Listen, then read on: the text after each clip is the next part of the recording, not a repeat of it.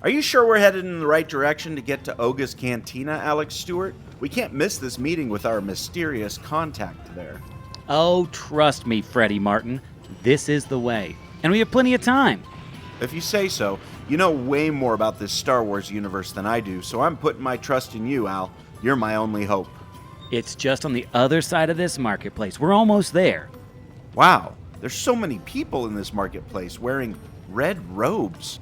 In fact, I think I've seen people in Batuu at Disneyland wearing these exact same kind of robes. Oh, wait a second. No, this can't be. No way! What is it, Al? Freddy, these red robes mean something very special in the Star Wars universe, and that's actually why people wear them around the holidays at Disneyland. But can it really be that time of year already? What time of year? Hold on just a sec. Excuse me? Bright suns, how may I help you today? Yes, rising moons. Hey, can you tell me, is today Life Day? Why, of course it is. Can't you tell by all the mirth and merriment present throughout the marketplace today? In fact, we're offering 25% off Life Day robes if you're looking to join in on the festivities. Oh, wonder of wonders, it's Life Day! Oh, thank you so much for the information. And yes, of course, we'll take you up on that robe offering. Freddy, let's pick out some robes. What? What are we getting robes for? To celebrate Life Day, bro. Now, hurry and grab a robe before they're gone. Okay. Pump the brakes here, pal. What is Life Day? Ooh, try this one on. It should fit. Oh, hey, wait a second. Oh, there. You look great. Dude, look, we got a matching set now. We're ready for the festivities. A perfect match for both of you. That'll be 150 credits, please. Ooh, what a steal. And here you are. Happy Life Day! And to you too. Okay, seriously, Al, why the heck am I dressed in this thing that looks like a glorified Snuggie?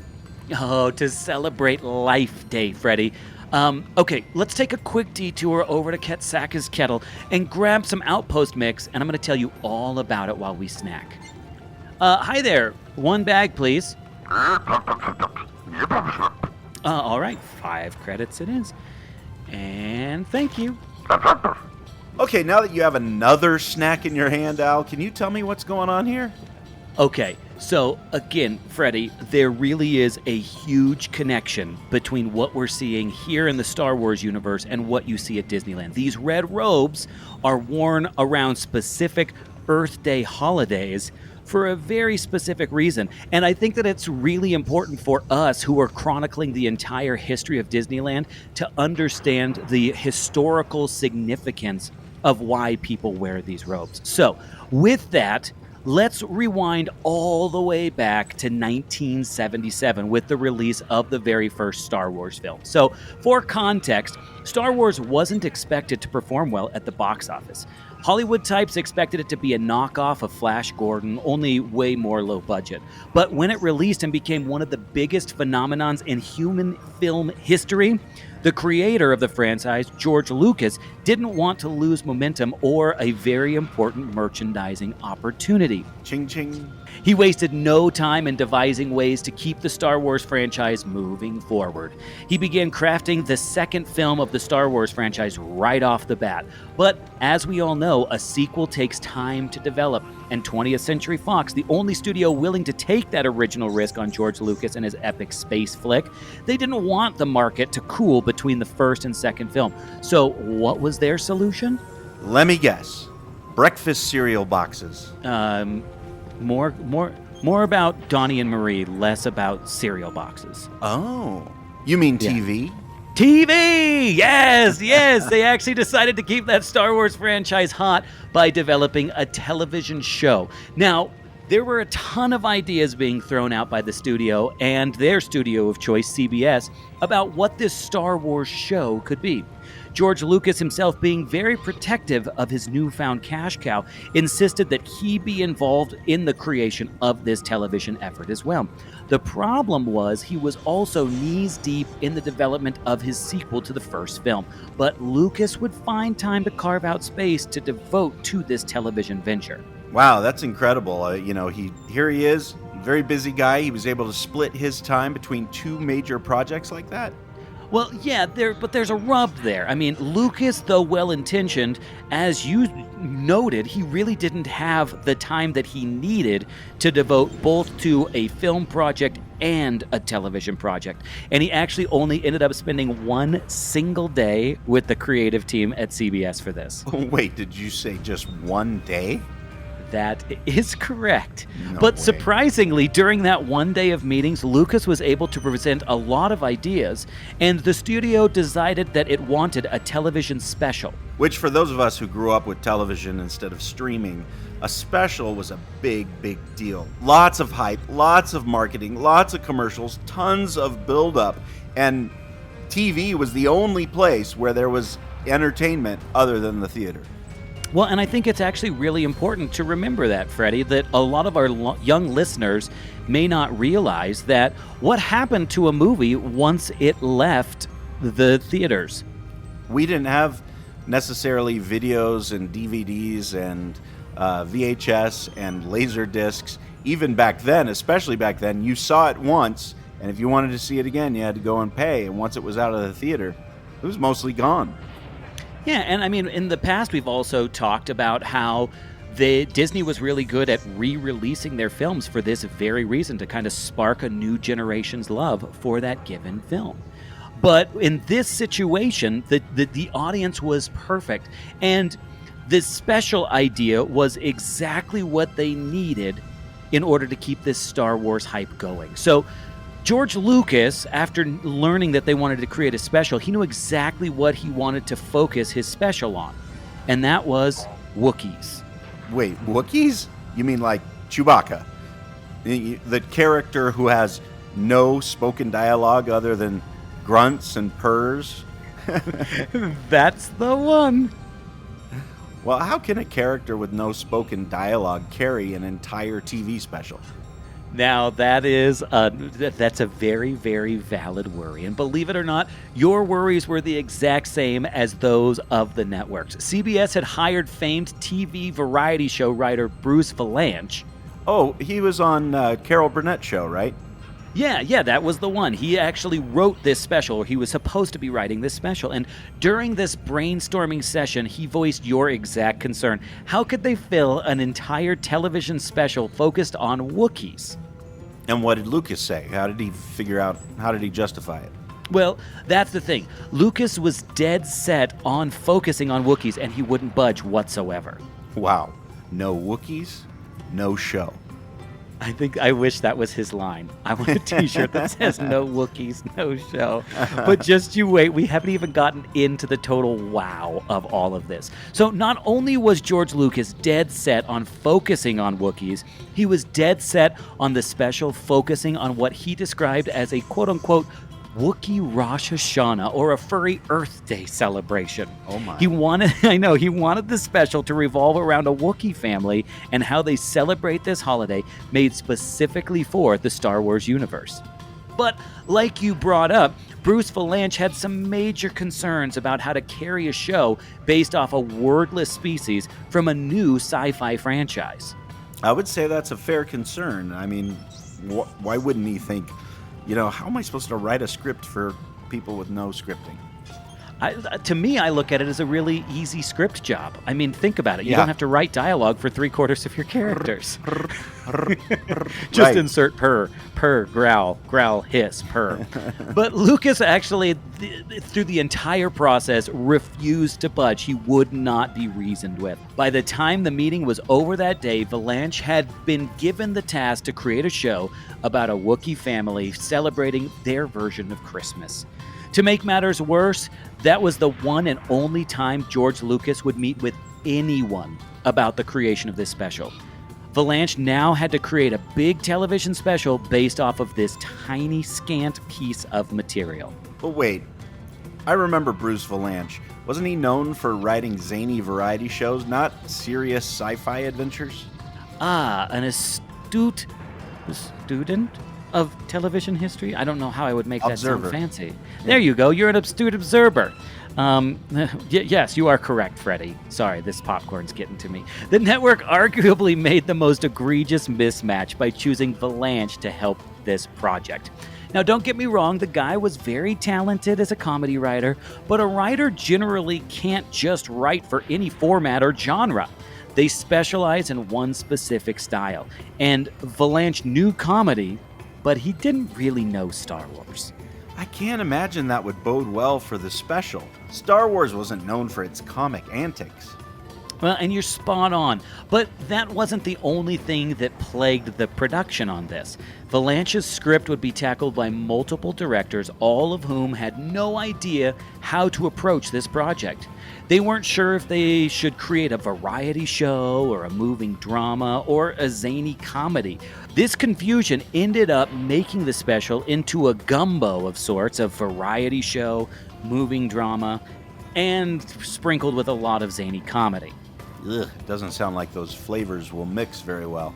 Well, it definitely wasn't for lack of trying. So Valanche would tackle this project by writing what he knew best, which were sketches for people like Carol Burnett regulars, Art Carney, Harvey Korman. Tim Conway, yes, exactly. But because of that fame that Star Wars brought with it, CBS was actually able to lure some heavy hitters like B. Arthur and even bands like Jefferson Starship to appear in this thing. You mean Jefferson Starship is part of the Star Wars canon? This is great. I know, isn't this amazing? In my opinion, the craziest part of this whole dumpster fire is that the original entire cast of the first Star Wars film would make an appearance throughout this special. Wait a minute. You're telling me that Mark Hamill, Carrie Fisher, and even Harrison Ford were attached to this project? Yes, indeed. How in the world did they get Harrison Ford, grumpy old Harrison Ford, to be part of this thing? It sounds like the exact opposite of things he'd be willing to do. And it absolutely was the exact opposite. The only thing that got him to appear was a little thing called contractual obligation. And there it is. It's probably why we think of Harrison Ford as a grumpy old guy now. Exactly. All of these actors were obligated to do promotion for the film, and this Star Wars special fell under promotional materials. So Luke, Leia, and Han would all make their dutiful appearances. And to be honest, young Mark Hamill was actually all for it. I mean, he was a young actor, he was eager, he saw the potential in the franchise, so he happily jumped on board and gave it 110%, and you see that as he's acting through it. Also, Carrie Fisher was totally on board, but she had one caveat. She said, "I will be in this as long as I am allowed to sing." Sing? Wait. How many Star Wars singing songs can you think of, especially way back then, other than, the Cantina dance? The modal notes, yeah. Yeah. Star Wars is not a musical. Bill Murray had a song, Oh, right? yeah. Star Wars. Yeah, it's definitely not a musical. But remember that she's the daughter of famed actor and vocalist Debbie Reynolds. And the apple didn't fall far from the tree in that regard. Fisher was a gifted singer and wanted to show off her chops, most likely in an attempt to secure future roles in other projects. Well, what about Harrison Ford? Was he just as eager? Well, I would suggest that you watch the special and you can see what an actor who is forced to do a project against his will looks like. Oh, that says it all. But in the end, it sounds like this piece was packed with enough star power to make it a hit, even if it was a little fraught with the lack of creative direction. The network thought the same thing, and the warnings from one director who quit, as well as his replacement, didn't really spook them. Well, and how did it do? Well, let's just say it only aired one single time in the U.S. On Friday, November 17th, 1978, families would gather around their television to see the follow-up to the blockbuster hit of the year. And they were greeted with the story of Chewbacca's family waiting for him to return home for what they called Life Day. Wait, seriously? That is correct. The whole show centered around Chewie's wife, Mala, his son, Lumpy, and his father, Itchy, and the events that unfold as they wait for his return home. Mala watches cooking shows with droids that malfunction. Itchy watches a painfully uncomfortable RV transmission song thing. Lumpy watches a holographic circus performance that's just really uncomfortable. And on top of all of this, there are also cutaway sketches to like Kashyyykian convenience store owners squabbling with Imperial officers. Al, this sounds like you're making it up on the spot. I wish I was, Freddy. This was a disaster on levels not seen before or since. It was such a major, monumental flop that CBS refused to ever show it again.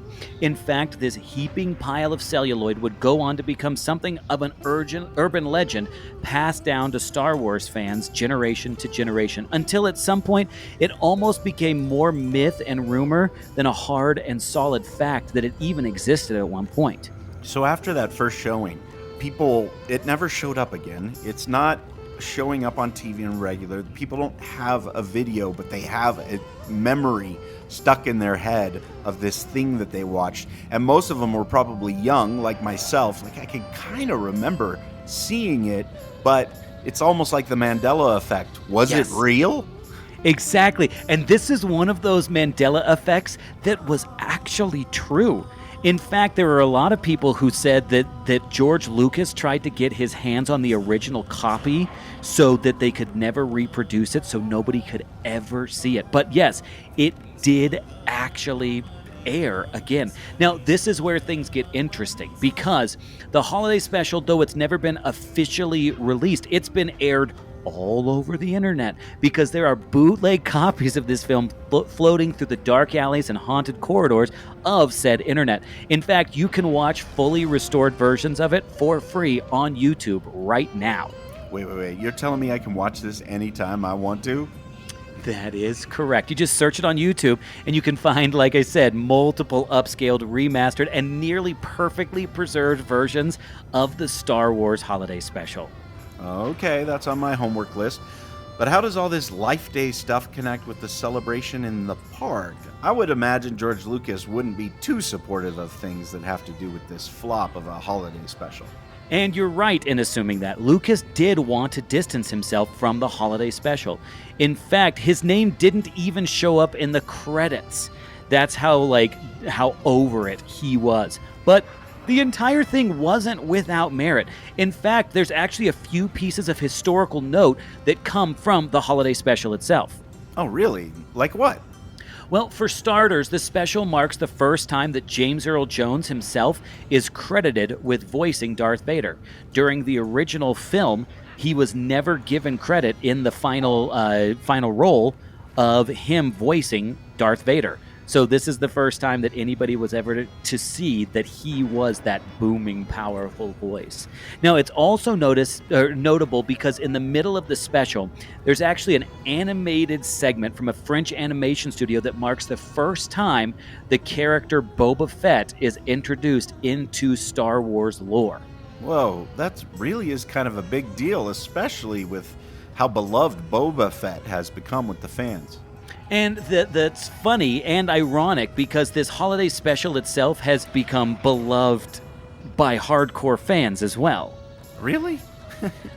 Now, I know it sounds shocking, but it's definitely not beloved for how good it is, but just how bad it is. It's so incredible that something so awful could be created within the Star Wars universe that a ton of fans are drawn to it by this morbid fascination. But this morbid fascination tends to then grow into a strange fondness that's kind of like a Star Wars Stockholm syndrome in some ways. Oh no, these fans are falling in love with a thing that originally harmed them? In many ways, yes. It started with small groups of fans, but the fandom got larger and larger. Creators who took on roles in Lucasfilm later on down the line would insert references to the holiday special in their work, primarily the references to Life Day, as well as the use of Boba Fett's rifle from the animated sequence in the actual series, The Mandalorian. These references and homages wouldn't be confined, though, to just these on-screen nods. With the opening of Galaxy's Edge, fans had a place to live out their Star Wars dreams in the real world. Therefore, they also had the ability to live out their Life Day celebrations. Believe it or not, Life Day celebration is as old as Galaxy's Edge itself, though it's immensely interesting to note that the Walt Disney Company wasn't the one leading the charge on the inclusion of Life Day celebrations within the walls of Batuu.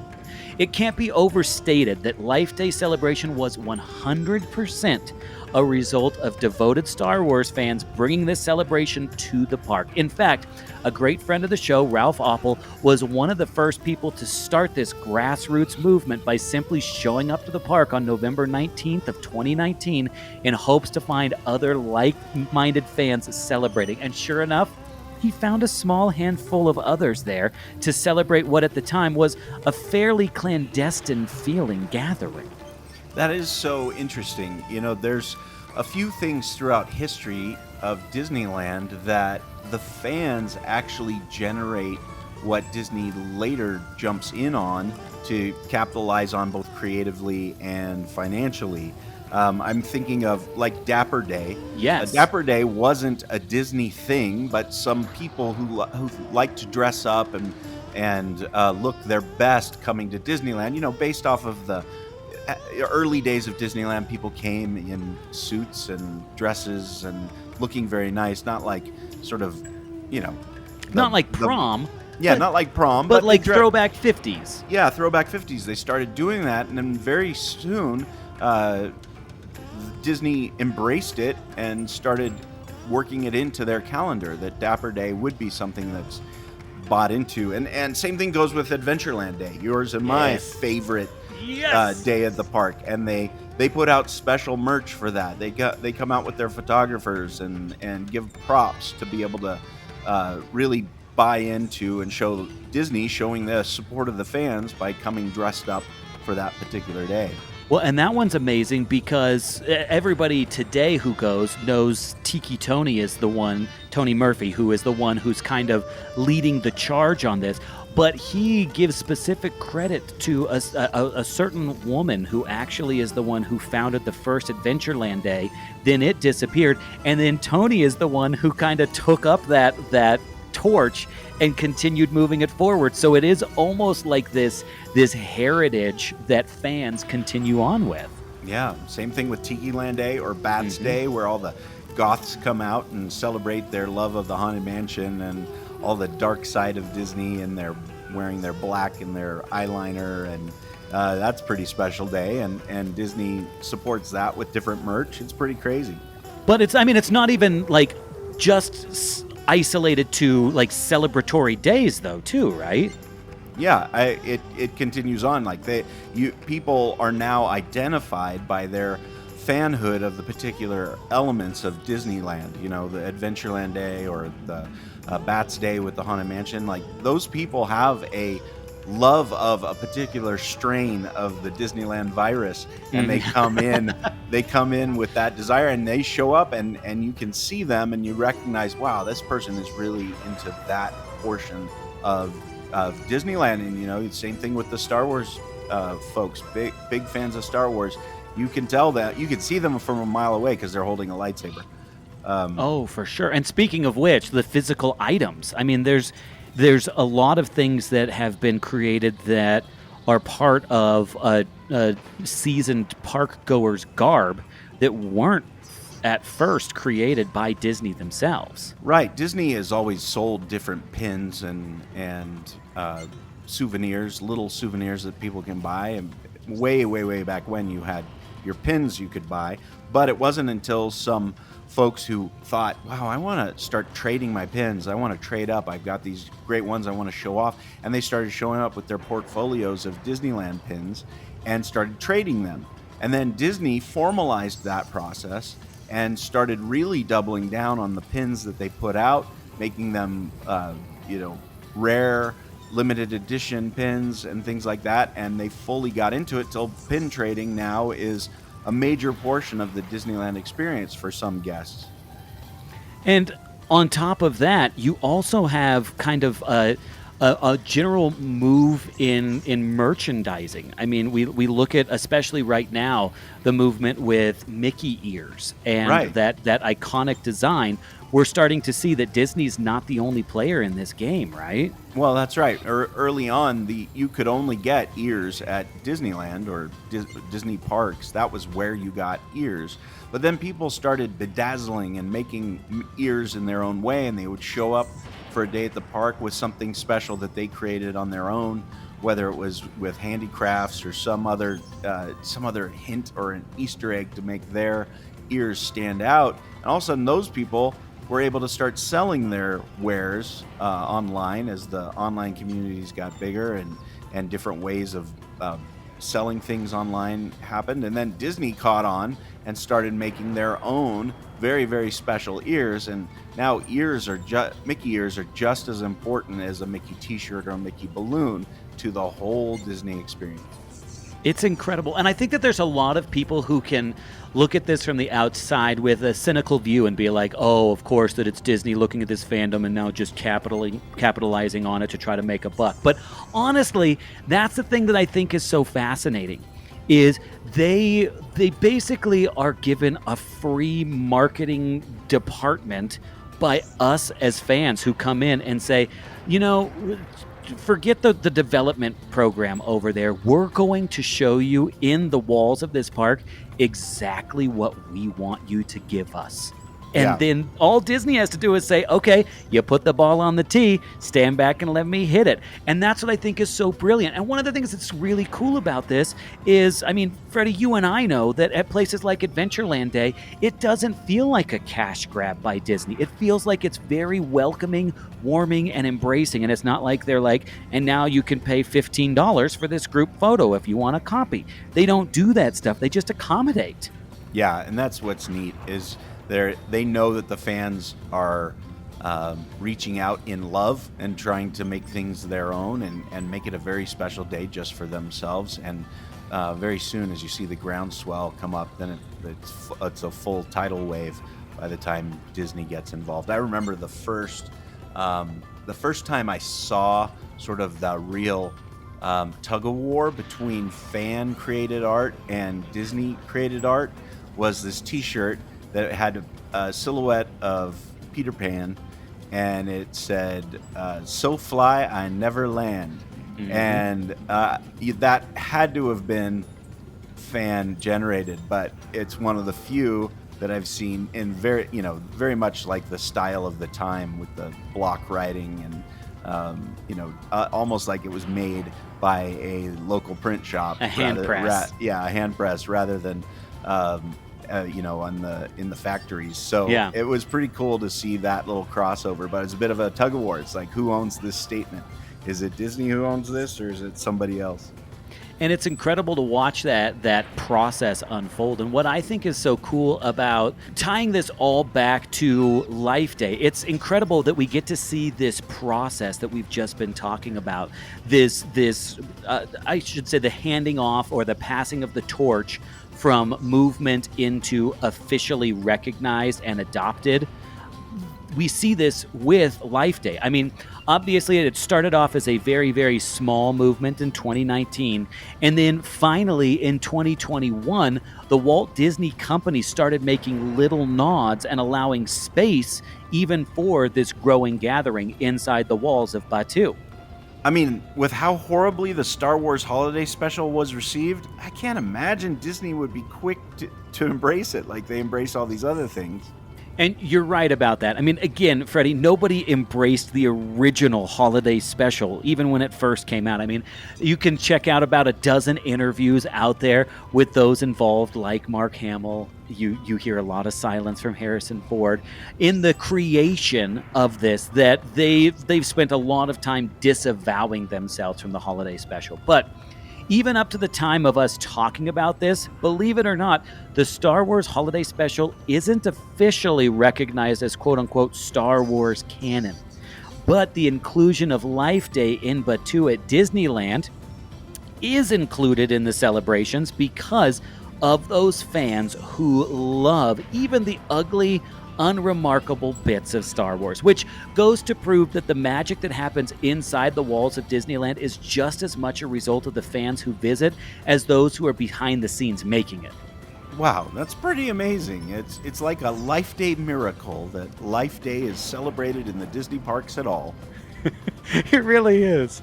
Not gonna lie, Al, I didn't know any of the details of the dark side of the holiday special, and I have foggy memories of it. But after learning more about it, I feel a little bit more connected to the fandom, and I see a little more about what makes Star Wars fans so special.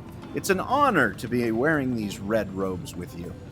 Yeah, it's funny that you mention it because Disneyland now sells Life Day branded robes, hoodies, t-shirts, and mugs to allow fans to represent this often maligned piece of Star Wars lore. And next time we're in the park during the holiday season, we can wear our robes and hoist our orbs in honor of this special Kashyyykian holiday.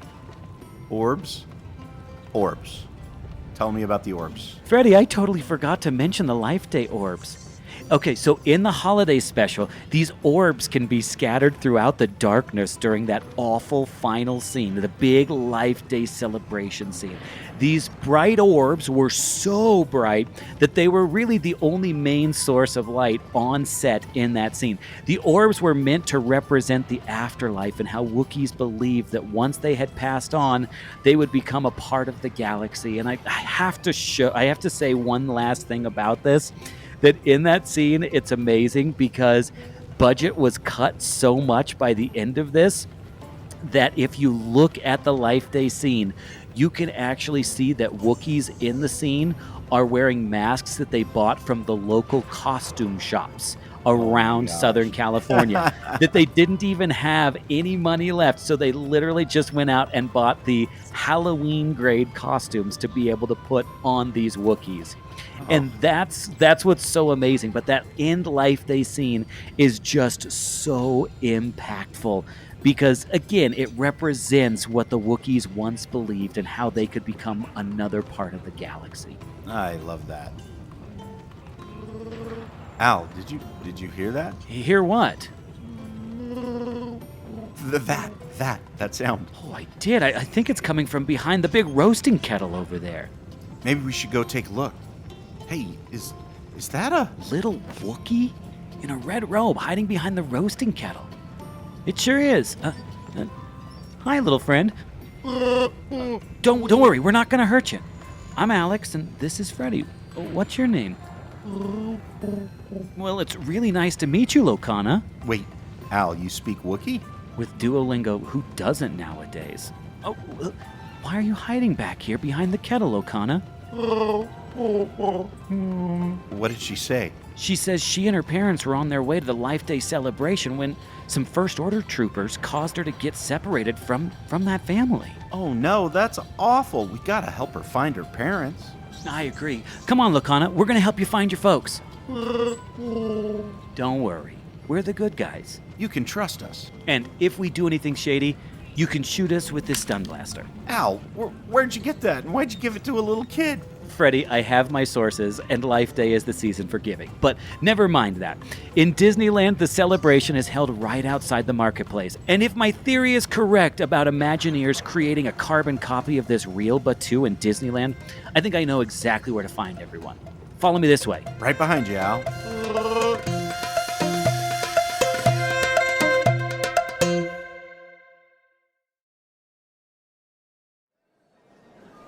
And here we are.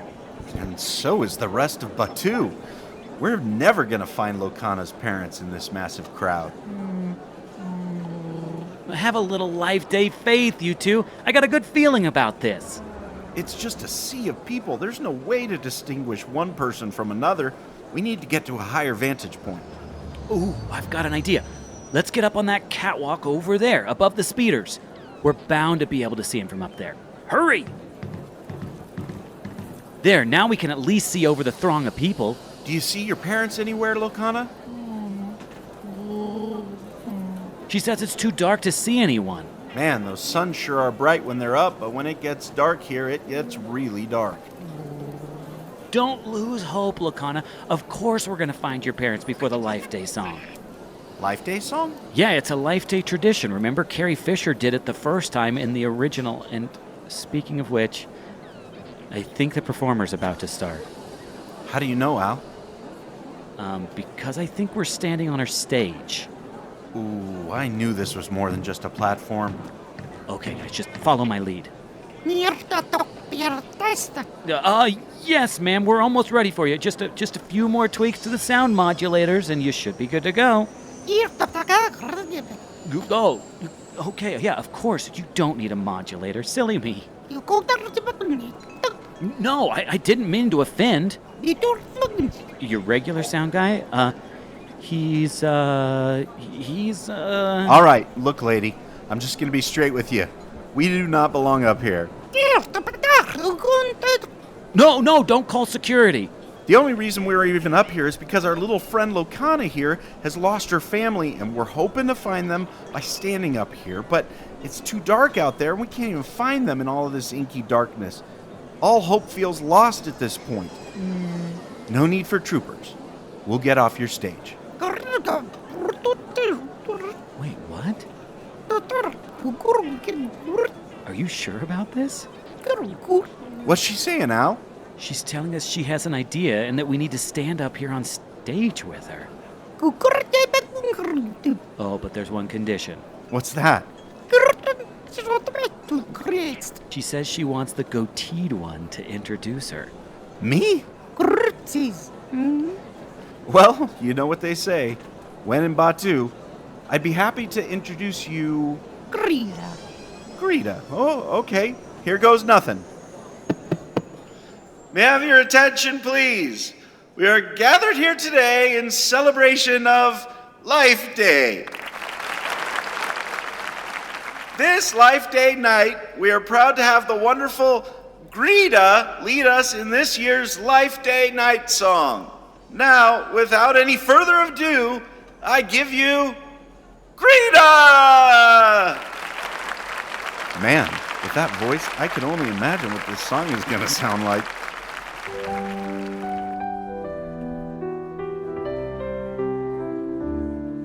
Should Wookiees old and rebels bold and friends who've flown afar be brought to mind on Life Day's night beyond the distant stars? Through battles fought and victories won in galaxies so wide, we gather now in peace and light with spirits warm inside. On Life Day's night we celebrate with stories of the past. From Tatooine to Alderaan, our memories forever last. Oh, look, Freddy, everyone's raising their orbs in celebration. They're lighting up all of Batuu. Freddy, Locana sees her family. It's a Life Day miracle. Of course, go to them. Good luck, kid. As she says, No need to translate this one out. Happy Life Day to you, Locana. And happy Life Day to you too, Al. and also to you, Freddy. So raise a toast to days gone by and friends not here tonight. For in our hearts they live anew in this tranquil starlit life. On Life Day's night we celebrate with stories of the past. From Tatooine to Alderaan, our memories forever last. Our memories forever last. From all of us here at the Backside of Water, happy holidays.